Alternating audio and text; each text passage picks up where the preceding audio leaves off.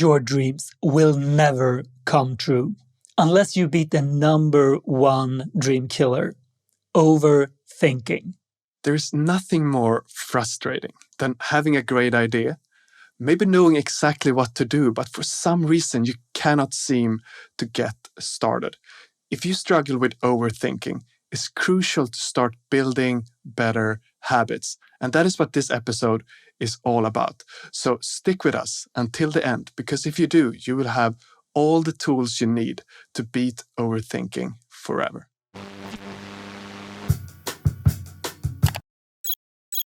It doesn't take creative power. You see results straight away.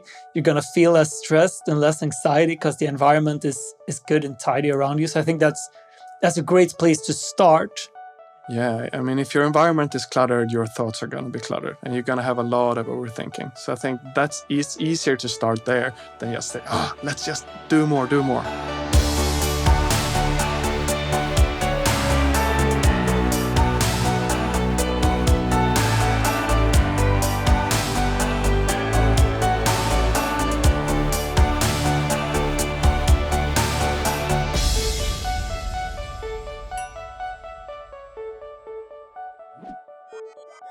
Welcome to the becominggreat.com podcast.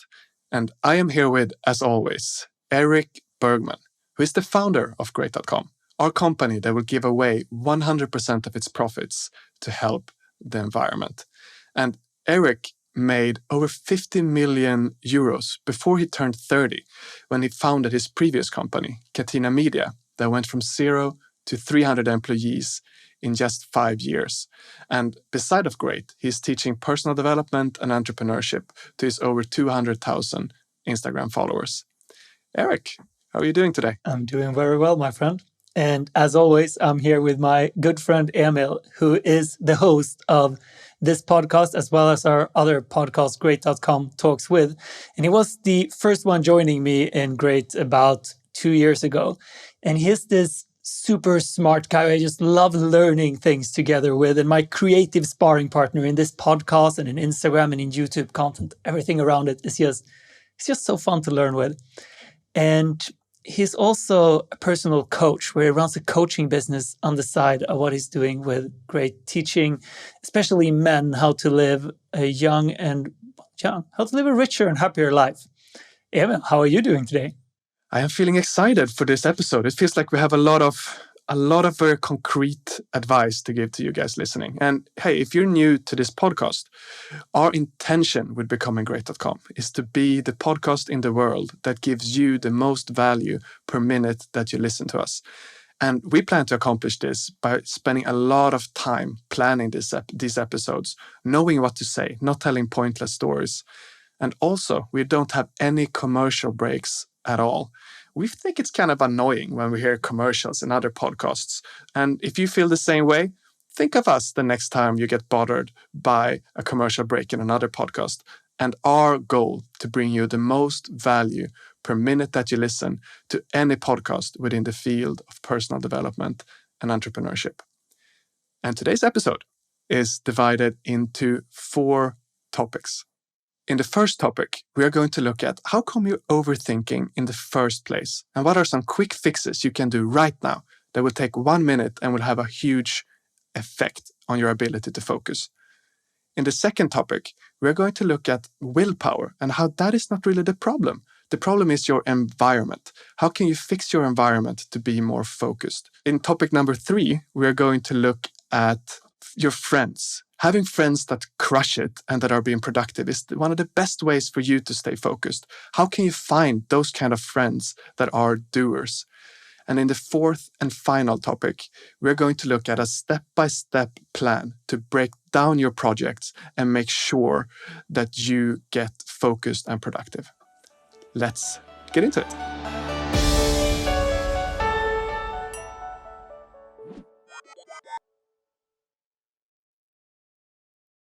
Eric, you have over 200,000 followers on your Instagram, and you get questions all the time.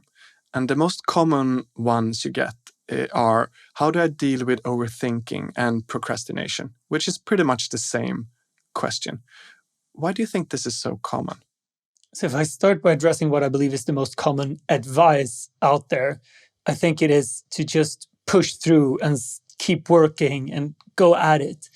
And I believe that's horrible advice, because I think that I know myself that if someone telling me to just push it when I am procrastinating, I usually procrastinate because I'm feeling overwhelmed, or I'm tired, I'm lacking motivation or energy. And when someone just tells me to go from that energy, I don't find the go in that energy. So I believe that big reason why I get this question so often is that there isn't really good advice out there for how to deal with this. And it's a very hard thing to deal with.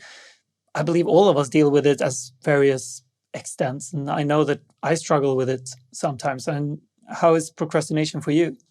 Well, before I answer that, I can see how the shut up and work harder advice is really unfair to you, because when you get that and you're already maybe in a low energy, you will just feel lower confidence, you will feel bad about yourself, you will feel lazy, and that will do nothing to help you change your state. And to answer your question, the times when I am procrastinating are often the times where I don't have so much energy, I don't feel so creative, maybe I haven't slept well, and then it really doesn't help for someone to just go, work harder. No, like we spoke about in our previous episode. And for you listening, if you haven't listened to our episode just before this one, we broke down the mental side of overthinking and procrastinating and what's happening within us. And we look at this as a downward spiral, which touches on this with, oh, just push it, go through it. Because what usually happens with procrastinating is that we feel low on energy, we doubt ourselves, we compare ourselves with others, we're afraid of failing. So instead of taking action, we watch TV, or we scroll our phones, or we drink alcohol, or we eat crappy food, which just increases the probability of us failing again, and we feel even worse about ourselves. So this spiral just goes downwards. And this is what happens when you get the advice, just push through, just do it. Because when you're not following that advice, then you're just getting further down on this downward spiral. So not only is this advice not helping, it's personally, I believe it's just more likely that you're going to keep overthinking and feeling worse about yourself. Or what do you think, Evan? I totally agree. And that is why we spent a whole episode addressing the question of how can you feel better before you even start. But now we're going to be more practical. So we mentioned before that willpower is not the problem, it's the environment. Like, what do you mean by that? There is a saying that is, the people who have the most self-control are the people who use their self-control the least. And what this means is basically that if you have your phone right next to yourself and it's beeping, it's really hard not to watch it, because you want to see what was it that messaged you.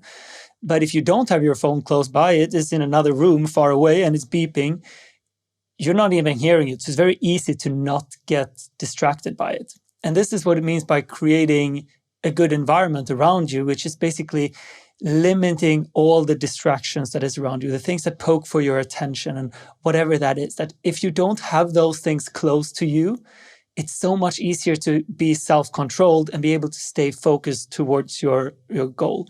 What are some action points that someone can take today to start changing their environment? Well, first, I want to say why it's so important to take these action points. And what's super crucial to understand is that everyone has a limited amount of self-control.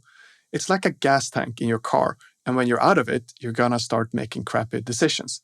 And to take your previous example, when your phone is beeping with a notification on Facebook from the latest cat video, you have to use your precious self-control to not look at your phone. So if you just put it away, you save your self-control for the really important things in life. So the things we're going to go through now are those things that take just 1 second to fix, and it's going to make your environment so much better, so you have more self-control to use for the really important stuff. Okay, so if I'm sitting and working and my phone beeps, I need to use self-control not to look at my phone and to stay focused. But if the phone is in another room, I don't need to use self-control to keep working because I don't get distracted. So I keep the gas in the tank. Exactly. Another very obvious example is, let's say I have candy in my fridge and I go there to just take some water when I'm working, I have to use my precious self-control not to eat the candy every time. So it's easier to not have candy there. Yeah, that makes complete sense. Okay, so what are some of the quick things that you can do today that's going to have a big impact? I think the easiest one is to turn off notifications on your phone. All of them that are not crucial, like Facebook, Instagram.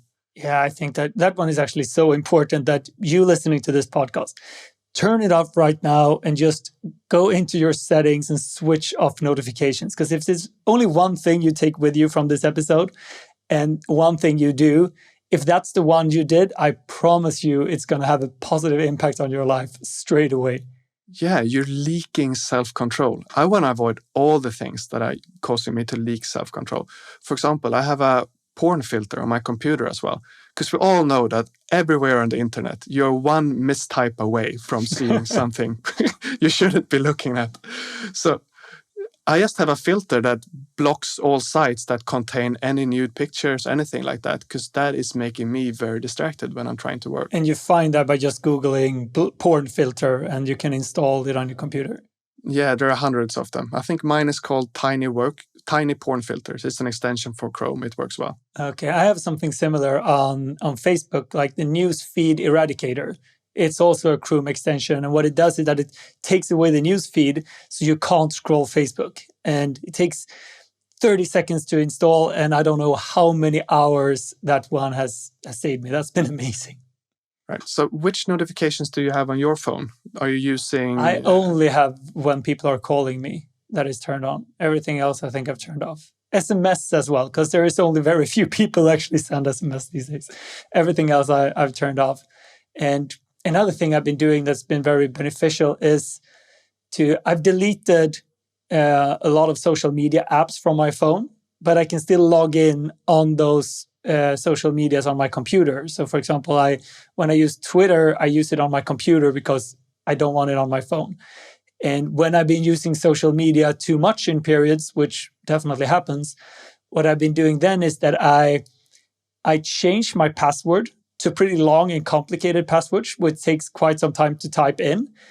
And I always log out when I've been using it. And I don't save the password. So when I want to use social media, I can still do it. But then I need to go through that little annoying hurdle of writing the password, which takes, 20, 30 seconds. And that is long enough for me not to do it a lot of the time. Because at the end of the day, social media doesn't do that much good for me. But at least I can go in and out if I want to. But just by changing that password, having that newsfeed eradicator, deleting the apps on my phone and just using it on my computer, that's been a couple of really simple things that saved me a lot of time and a lot of self-control in my tank. I think those are brilliant habits. You don't have to make it impossible to watch. Just a bit harder will take away a lot of the distractions. Yeah. Now, so I would say turn off all of your notifications and minimize the apps you have on your phone. And you also want to clean out your environment of junk stuff. Like don't have candy at home all the time. Don't have crisps at home all the time if you don't want to eat that so much. And another thing that I think is big is just to clean up your immediate environment. Like have a workstation where you work, have nothing else there, and keep your desk somewhat tidy. Yeah, I like that one. I think that's a great place. So if you struggle with procrastination in general, one great place to start, I would say, is just to clean out your room, because it doesn't take creative power. You see results straight away. You're going to feel less stressed and less anxiety because the environment is good and tidy around you. So I think that's a great place to start and to go from there. Yeah, I mean, if your environment is cluttered, your thoughts are going to be cluttered and you're going to have a lot of overthinking. So I think it's easier to start there than just say, let's just do more. Do you have something more you want to add on this topic? No, let's move on. And now we looked into the small parts of the environment that you can change easily. In the next topic, we're going to look at the big changes that you can do. That's habits, and also the one that's going to have the most power to turn you into a super doer.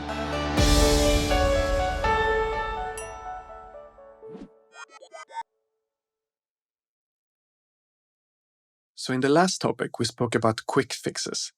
Now, here we're going to focus more on lifestyle changes that you can do to build habits that will give you more focus. And Eric, where would you start if you would create better habits? I believe that big part of procrastination is how much energy we have. You can see how much energy we have as the size of the gas tank. Like the more energy you have, the more self-control you're going to have in this gas tank to actually direct that towards the things you want to be doing. And personally, I believe that the biggest source of energy is sleep and getting proper rest. And this is another place where our phone and our distractions and Netflix and all of these things make us stay awake longer than that our body wants to, going to bed later than our body maybe want to, and then we wake up early because we need to go to work and we're really tired. And here as well, the advice of just work harder, stay up 5 a.m. club. It's so unhelpful. Yeah, it's horrible advice. Like people saying sleep less, work more. That's like a recipe for how to procrastinate, not the other way around. So what you want to be doing here is to get into the habit of going to bed and getting proper sleep. That's crucial. And when I say proper sleep, I mean waking up without an alarm. That's the right amount of hours for you. For some people, that might be 7 hours. For some people, 9. Trust me, no one has 5 hours as their limit. Someone who says that just simply doesn't know how much energy they would have if they slept 8 hours. That's my firm belief. They might survive, but that's it. But what if, let's say I don't set my alarm and I sleep until 10 in the morning and I miss my whole day? Then you need to start getting into a habit where you go to bed earlier. Because then the problem isn't that you sleep the whole day. The problem is that you were staying awake longer than your body actually had the energy to be awake. And the problem is, at least for myself, I know that if I'm watching Netflix in the evening, I'm getting tired in my couch, and then the episode ends, and I know that it takes me more energy to get out of the couch and go to the bed than it does to start watching another episode. So I actually stay awake because of that habit of just keep watching the TV instead of just turning it off and going to bed. So, but what if I can't fall asleep early? What if I know my brother has this problem. He goes to bed, but he has lays there and he's overthinking and having all of these thoughts. And yeah. So falling asleep is hard. It's something that I've struggled with my entire life and that I've learned over the last few years, where some things have been very beneficial. Like one thing that's very beneficial is that I put my phone in flight mode at 8. So I don't use internet. I don't use anything that gives me dopamine triggers at 8 o'clock, after 8 o'clock. I rarely watch TV after 8. Instead, I go on a walk or I spend time with my girlfriend, just talking to her. I play guitar. I listen to music, so I read books. I don't get triggered by what's happening around me. And what's also happening when you're looking into screens like the computer, your phone, or your TV is that you're actually staring into light, which means that you're telling your body that it's day, because it's not supposed to be light at the night. We're not it was never bright light in the savannah 200,000 years ago. So I believe that you might not be able to control when you fall asleep, but you can control the behaviors you have before, where walking, not watching TV, not doing things that trigger dopamine are things at least going to help you. It's not a sure bet, but it's at least going to help you a lot. And it's made a big impact for me. Yeah, I really like that advice. You can't control how easy you fall asleep, but you can control your behavior before you fall asleep. And something I noticed that really undermines my sleep is if I work late at night. So let's say I eat dinner at 8 and then I say, I'm just going to do a little bit of work at 10. That it starts the brain up. It starts the brain up. Yeah, you want to slow the brain down for hours before you fall asleep. Another big one. So I always have my phone in flight mode when I sleep. And the reason for that is that previously, if I woke up in the middle of the night and I couldn't fall back asleep, I usually took my phone and I started doing something with it, which made it even harder to fall back asleep just because I was bored at 3 a.m. So I never look at my phone. I never turn off flight mode on my phone until it's time to go up. And that's just been like a small thing that gives much better sleep over time. Right. And here we again see the advice, shut up and work harder and get more hours in, how that is backfiring. Because Yeah. that checking your email, a little bit of work before going to bed is really going to undermine your ability to be rested and stay focused and productive. Yeah, I think that sleep is a top priority. It's way more important than answering that email, at least 99 times out of 100, I would say. So this is about rest at night. What's your perspective on resting during the day? Something that really helps me feel less overwhelmed is when I'm giving myself periods where I have no input. For example, I usually take a short walk around the block before lunch. And at that time, I do my best to not look at my phone, not have a podcast in my ears. I take a little nap during the day where I don't need to fall asleep, but just having a period with no input, that is recovering my creative energy.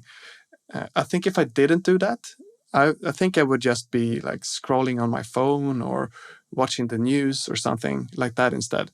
Yeah, I think that's a key thing that you're saying. That I believe that scrolling on our phone or reading the news or playing some video game is like fake resting. It doesn't take self-control to do it. It doesn't feel like you're making an effort, but your body's actually not regaining energy. It's just decreasing in energy much, much, much slower compared to taking that walk where you probably recuperate some energy, or if you lay down for a nap or just sit and breathe. Yeah, and it creates this illusion, right? Because if you scroll instead of rest, you are going to feel more energized, but that is because you're getting dopamine, not because your body's recovering and gaining energy. So you feel energized, but only for a very short period of time. Yeah, it's a quick fix. It's like eating a bar of chocolate. What do you mean? We're going to talk about health later, but you want to avoid eating things that gives you quick spikes of energy and then make you crash, right? So if you are tired and you chose to scroll Instagram, you're going to get a quick surge of energy from the dopamine that you get from your phone. But then you're going to get tired again later in the day, and then you're going to start procrastinating and then start looking at your phone again. And now you have this negative spiral. Yeah, okay. So you want to avoid the things that gives you quick energy because they usually comes with a kind of energy hangover 30 minutes later or an hour later or something like that. Yeah, exactly. So that walk without something in your ears, that is a little bit more boring, but that's actually going to give you energy instead of this quick fix.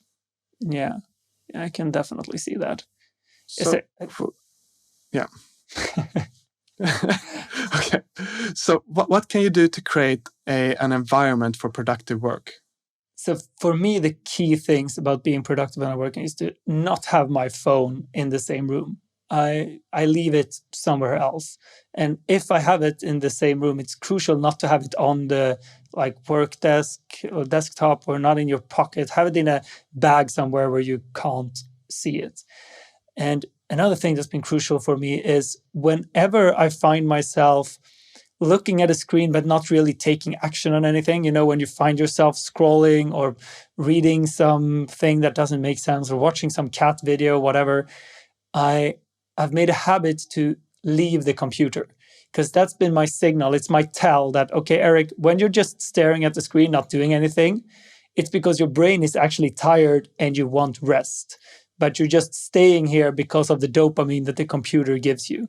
So I choose to always, I wouldn't say always, almost always. I try to always, but I don't accomplish it.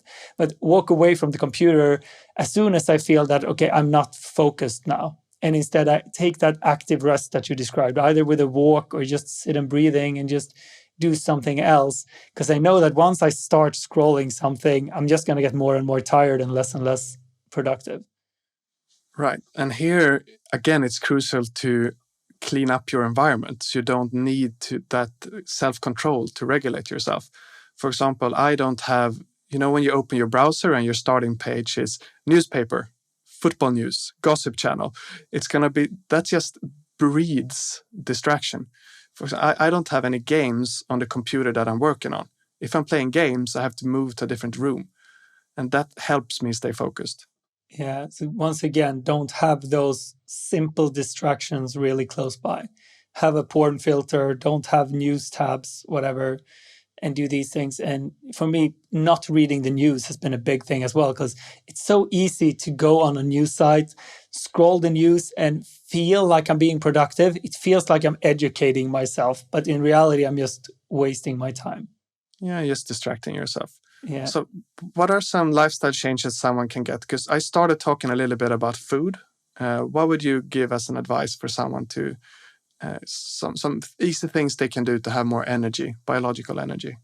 So for me, the biggest and easiest change has been to stop drinking soda and energy drinks. That was something I did a few years ago. Like, it's almost pure sugar, and it gives you an energy rush for a little while, and then you crash. And sugar is basically bad for everything within your body and your energy and for your sleep. So another part about getting better sleep is to not drink energy drinks or soda, if that matters. For me, it was a quick fix that came from just ordering water immediately when I came to a restaurant, because I usually drank sodas at restaurants, and just drink water to kind of take my thirst away the first thing I did. And that made it easier. So drink less soda and more water in general. Right. We talk more about this in episode 51, I think, that is called Food Hacks for Better Energy. Another thing on the topic of avoiding things that spikes your energy in the short term that has really helped me lately is that I don't drink any coffee after 12 p.m. So no coffee after lunch. And I noticed that really helps my overall energy, because it takes coffee 8 hours to for half of the caffeine to get out of your body. So if you drink a cup of coffee at 4, half of that cup of coffee is still in your system when you're trying to go to bed at 10, I guess. Yeah, that's actually not true. I'm not sure if you want to have that in there. It's 4 hours, not 8 hours. I'm pretty sure it's 8 hours. Yeah, I'm pretty sure it's not. Okay, we're back. We had a disagreement. Apparently, the half time of caffeine is not 8 hours. It's, how much did you say, Eric? Some around 4 or 5 hours. So it's felt like an important thing to clarify. Thank God for Google, so we don't say overly stupid stuff. But the point is still that if you drink it late, it's going to be in your system when you try to go to bed. Yes, that one is all true.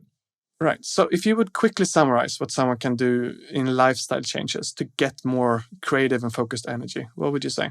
So once again, turn off notifications. It's the simplest trick in the book to actually do something. And keep your phone in flight mode while you're sleeping. That's super simple. And install the porn filter if you're watching porn, and we all accidentally do sometimes. And install the newsfeed eradicator if you're spending time on Facebook. Those 4 are so simple. Do it right now. And make sleep a top priority. Make it a top priority. 8 hours plus a nap. Yeah. Now, one of the biggest weapons against overthinking and one of the most important tools for staying productive is to have friends around you that are crushing it, that are living this kind of lifestyle that you want to live as well.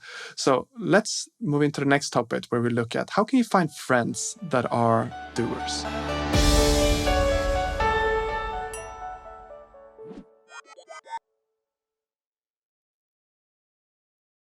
A super weapon against overthinking and not getting stuff done is to be surrounded by people who are inspiring, who have high energy, who themselves are doing a lot of stuff. I mean, just compare having one friend that likes to watch football games on the weekend and drink beer, and then another friend who might want to spend his weekend working on a project or going to an inspiring seminar. Who do you think you should spend the most time with if you want to deal with overthinking? What do you think, Eric? And how do you find maybe the second group? Maybe the second group is the answer to this question. I think that this is such a powerful thing to think about, that looking at your friend group and see who of your friends, your current friends, are getting shit done and go after their goals. And you don't need to cut the other people out of your life. But if you want to get more stuff done, focus on spending more time with the people who gets more things done. And if you don't have these people around you, I think that you can find these people everywhere. There is high energy, productive, positive people everywhere, but they're not going to be in your living room. So you need to go out and find them. And I've met very inspiring people when I've been out. I dance a lot. So people who go to dance classes, there's a lot of people there who challenges their fears. They go there, they're interested in growth because dancing is pretty scary. And it's been the same thing with different personal development seminars. I've been following different mentors, going to their speeches, and the people I meet there are people who want to do things and get shit done. And just anywhere basically where you go outside and people do activities, you will find people who are willing to do activities because they're not at home watching football and drinking beer. They're somewhere else. Right. So you look for them in places where people voluntarily face their fears. And one fear that is coming up, or an uncomfortable feeling that is coming up in me right now when we speak about this, is that I feel a bit judgmental against people who are not getting shit done. And I know lately, in the last couple of years in my life, I've spent more and more time with people like you that have a very high focus on productivity. And I feel like I'm neglecting my other friends who might not be so interested in entrepreneurship and personal development. Like, how can you say no to those friends? Wouldn't you feel like a bad friend? Yes, I would feel like a bad friend. And I've been in this situation several times. But I've also looked at myself like, what is most important to me?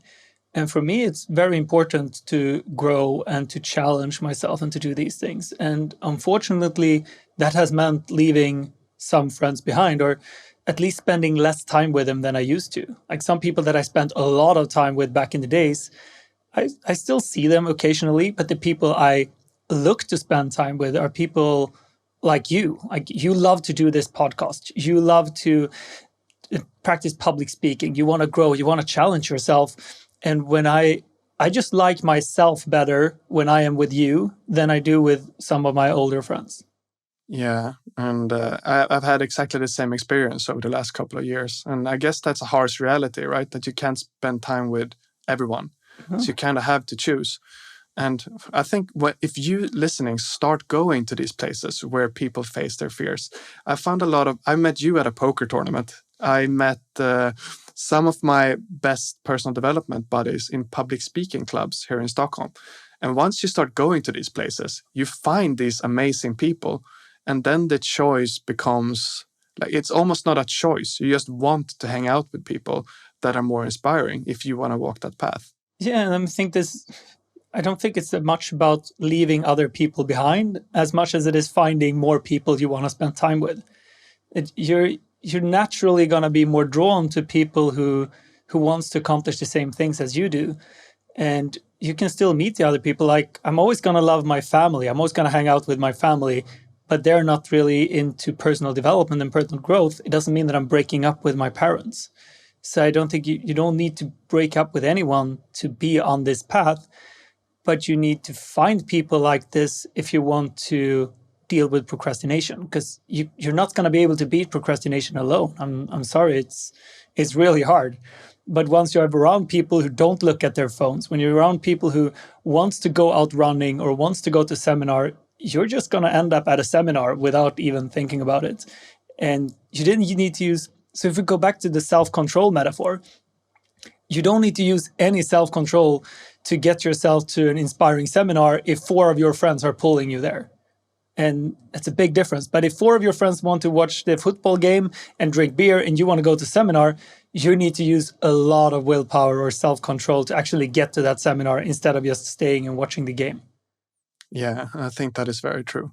Now, we spoke about places you can go, but also, where can you find these people online? I know a lot of people in your Instagram feed has met each other. Yeah, so to close the loop of where you can basically go anywhere, I would say, and meet these people. But now in Corona times, and you can't really go anywhere, or if you're in a place where it's hard to go in general, social media is a great place. And what I believe, so I have over 200,000 followers on Instagram, and all of them are more or less interested in personal growth, because otherwise they wouldn't be following me, because that's the only thing I talk about. That means that everyone who writes comments on my page is interested in personal growth. So there has been a lot of things going on there. And I think the most beautiful thing that I can give to a follower is an inspiring friend, because I can't be friends with 200,000 people and talk to them regularly, but they can be friends with each other, and everyone can find 10 inspiring people. So something that I challenge people to do is to go over the last 10 posts of my page or anyone else you find inspiring, and look at who has written the comments and who have actually written engaging comments that add value. Because already they're on a page where you like, and they've been writing something engaging, which means that they're already like the top 1% of this person's followers, because most people don't write anything. And then you message this person who have written this comment and say, hey, I saw your comment on this post. It really helped me this way, or I appreciate that you did that, or something like that. So then you start a conversation with someone who's interested in the same thing that you are, who are more ambitious than most people because they wrote an ambitious comment. And you're starting by showing them appreciation. So you're actually telling them, hey, you have already added value to me. So already there, you are starting a conversation from a place where you do a great first impression. And there are lots of people who met each other in my comments that have been reaching out to me elsewhere. And just this other week, I heard about the first couple that met in my comments. Someone who found someone who was really interested in personal development. They started talking, they started calling each other, and now they're dating. So they found each other through social media and through the comments of someone they looked up to. And I think that's a great place to meet people online, much better than Tinder or whatever. Yeah, for sure. That's an inspiring story. And it also gets you into the mindset of networking and trying to find new people that are interested in the same stuff as you are. Yeah, and they're everywhere. You talked in the beginning of this episode, you described the downward spiral that you can get in. So if you start doing these things, if you start limiting distractions, thinking about your health in a more long-term way, and start to surround yourself with friends, what do you think is going to happen with the spiral? Yeah, so the spiral goes downwards when we're feeling like victims, when we don't take action, when everything that we're doing makes us feel a little bit worse about yourself, which makes it even harder to take action. But if you do these things that we have highlighted here, and you don't need to do all of them, we probably mentioned like 30 things, I don't know, lots of them. But just by doing more and more, you're going to turn this spiral from going downwards, you're going to shift it around, and it's going to start going upwards. With every little thing you do, you're going to get more self-control, you're going to get more energy, you're going to get more inspiring friends, you're going to get better sleep, you're going to get better health, and everything you do is kind of feeding into each other. So you're going to reach a point where it's easy to take on challenges that you previously thought were impossible. And every time you take on a challenge that felt impossible before, you're going to grow your confidence and you're going to keep going like this. So the spiral that used to take you down to the basement is now taking you up to the penthouse. I love the metaphors and the contrast. Now, okay, so we spent 3 topics now looking at what you can do to build your self-control, build your creative energy tank, create more positive habits. So let's switch to the 4th and final topic, where we look at step-by-step instructions to actually getting stuff done in your project. Yeah, once you have the energy to do so. Let's look at topic 4.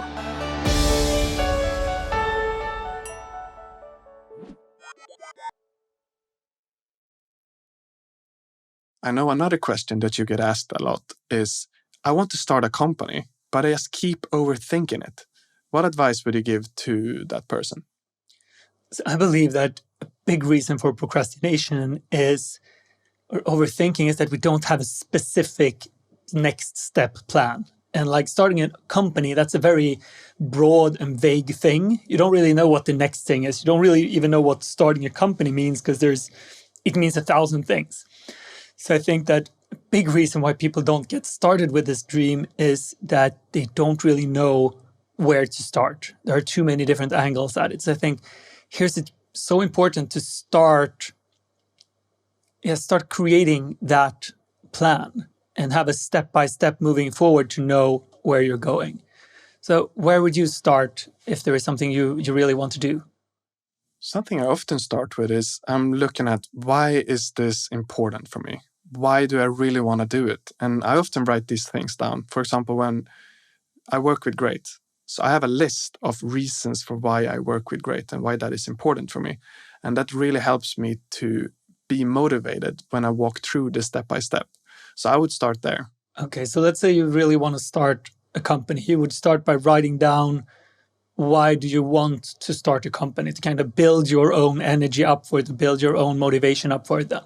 Yeah, I want freedom over my time. I want to be the boss. I want to go on vacations, whatever it could be for you. Yeah. I want to make money. I want to. I think this is a good one, that it's easy to think, I want to start a company, but not necessarily really understanding why that is or think about it. I think a lot of people just, I want to get rich, but it's not all that it's about. I think writing, I want to make my parents proud, if that's the main driver, or I know a very common one amongst entrepreneurs that I've spoken to is, I want to prove them wrong. Like there is a teacher who said something, or their friends or people in school who said you can never accomplish it. And just writing that down in front of me and saying, okay, I want to prove them wrong is a big driver. And I can relate to that one as well. So I can see just getting these things down on paper could be a first step to starting a company, because then you understand, okay, this is actually why I want to do it. And when you have that list in front of you, it's much easier to just, okay, I'm not going to turn on my phone today. I'm not going to watch Netflix. I'm not going to watch porn. I'm going to get on with this list because look at all of these things I really want to do. Yeah, and that's really important, because it's sometimes your tasks are going to be a bit boring, and then it's going to be so tempting to be distracted. So know the big picture reason of why you want to do stuff. So how about we get a little bit more specific, how someone can get started? Let's say someone they want to create an app and they want to start a company for this app. Like, where would you start? I guess there are many places you can start. Yes, you could start with just understanding why you really want to do this. If you're struggling to find the motivation to get going, I think that's a good place to start. Another good place to start is to just write down the different tasks that needs to be done, and just in no individual order, just, okay, so I want to start an app company. Then I need to start an actual company. I don't really know how to do that. That's something that needs to be done. I need to find a developer. That's another thing. I need to build a prototype of this app.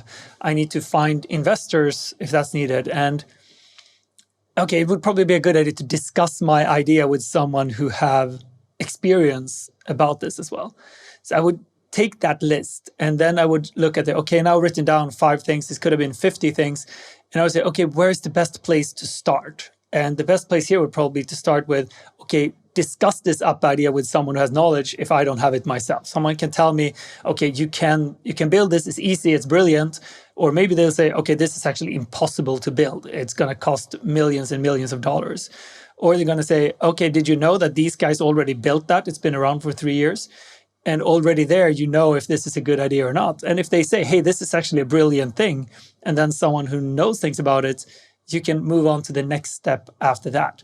But I believe that when we just say, I have this app idea and you don't really know where to start, it's so easy to just not start because you're in front of that list. Yeah, and what you said reminds me that I think something I hear often is that people want to keep their ideas secret so no one can steal them. But then you cannot get this kind of feedback and you might be wasting so much time. What is your perspective on keeping ideas secret? Yeah, that's a very common thing. I used to think that I wanted to keep my ideas secret as well. And what I've realized later on is that keeping your ideas secret is probably the biggest reason that you're going to fail, because you're not going to get input from anyone else. And so you can't talk to anyone and get advice. But that's not the worst part. You can't talk about anyone and be excited about it. I think that's even more important. If I'm not going to share my idea with my friends or with someone else because I'm afraid they're going to steal it, I can't build my own excitement. I can't think more about it. I can't find more things about it to do. So personally, I've never heard about anyone who got their idea stolen. I've never heard about anyone who got their idea stolen. And even if someone were to try to steal your idea, they can only steal it if they're actually smarter and better at executing it and care more about it than you do. If someone tries to steal your idea and you're smarter, you're working harder, you're more excited about it, it doesn't matter if they try to steal it, they're not going to beat you anyway. So personally, I believe that keeping an idea secret is probably just going to result in that you never take action and never do anything with this idea. While talking about it is going to greatly increase your chances of succeeding. Right. And then people can help you as well, right? Yeah, you can find people who want to help. You can find developers if that's what you need, or you can find anyone who's excited about it. I mean, if you let's say you're at your lunch and you choose to not talk about your idea. Okay, you're going to talk about something else. let's say you're at the same lunch and you talk about your idea, and then your friend sitting at the table say, hey, my uncle knows a lot about this. And just by sheer luck, his uncle start to help you. And that would never happen if you kept your idea really secret. So you miss out on so many opportunities of finding help, finding people who are interested in it, or just finding people that can tell you like, hey, this idea is never going to work because this and that, and they might actually know what they're talking about. So you can save your energy and move on to another idea. Right. So now you have this list of things that needs to get done. You have started to talking with people that can give you relevant feedback. What is the next step? So the next step is just prioritize this list and then see what is it that I need help with. So let's say you spoke to someone and they said this idea is great. Okay, brilliant start. Now you know you're going to continue. And next on the list you need to start an actual company. You need to find a developer. You need to build a prototype. You need to find investors. Okay, so where would I find a developer? Let's say that's where you want to start, because without a developer, you're not getting anywhere. And you have no idea where to find that. Then you can ask yourself, who can I ask for help with this? So that's the next question. Like, okay, who do I know that could help me find a developer? So instead of just having the task, find a developer, which might sound big, you have the task, ask your old buddy Bob about developers, because you know that Bob was a computer fantast. He loved computers. So write down who can I ask. So instead of having the task, find a developer, you have the task, ask person A, or ask person B, ask person C for help. And get to that perspective instead. So this way, you're not getting stuck at these big, overwhelming things. Instead, you get smaller and simpler steps that are easier to take action of. Ask this person or find this thing, which is a lot easier. Right. So what I heard you say so far is that you create one list where you write down the reasons for why you want to do this in the first place. Then on another list or the same list, you write down what needs to get done. And then you start to, after having gotten feedback from people, you start to look at these items on the list and say, okay, who can I ask for help here? Who can I ask that can make this task a little bit easier so that you get going? Is there something more you would like to add here? I think that's brilliant. And if you just do these things, the key is to know what is the next task to do. Because when we don't know, it's really hard to do it. And when we have this big task in front of us, we don't really know what is the small chunk to start with. Like, how do you eat an elephant? Like, one piece at a time, you know? But you can't if you don't know what piece to start with. You just see that elephant, it's like, I'm going to eat this thing. Where am I going to start? It's going to be hard. Trunk first. Always trunk first. Right. So any last piece of advice to our listeners? What would you give to them? Any last piece of advice? Okay, so for you listening, if you're struggling with procrastination, then one of the best things you can do is to use the time that you have back and forth to work or back and forth to school to learn about personal growth, to learn new things. So listen to audiobooks or listen to podcasts. And we have done 80 or so episodes right now where we talk about things that will help your life. So if you haven't listened to all of our episodes, feel free to start there. I promise you that there is value. So when you see that bus coming and you're about to jump on it, think about us and pick up your phone and find a new episode. Or if you're just going to go out for a walk, pick up your phone, find an episode. And keep us in mind, because I promise you that we have given you a lot of advice during the last couple of years where it will help you to deal with procrastination. And it's a shame not to learn them. What can someone do who wants to help us, Emil? But first, in the spirit of the next step, if you haven't listened to last week's episode, I think that one turned out so well, where we talk about mindsets that will help you be more productive. So definitely listen to the last episode. And if you want to help us out somehow, to help us maybe spread the idea of this podcast, something you can do for us is to go into your podcast app and press subscribe. Because if a podcast has a lot of subscribers compared to their viewers, and we're a pretty small podcast yet, then we can get into different podcast top lists, and then we can grow and expand so more people can hear these kinds of conversations. And it would make us very grateful. And we would want to do more episodes. We want to do more episodes, and thank you for staying on to the end. I think this was the longest episode we've ever done. Thank you for being here, guys. See you next week.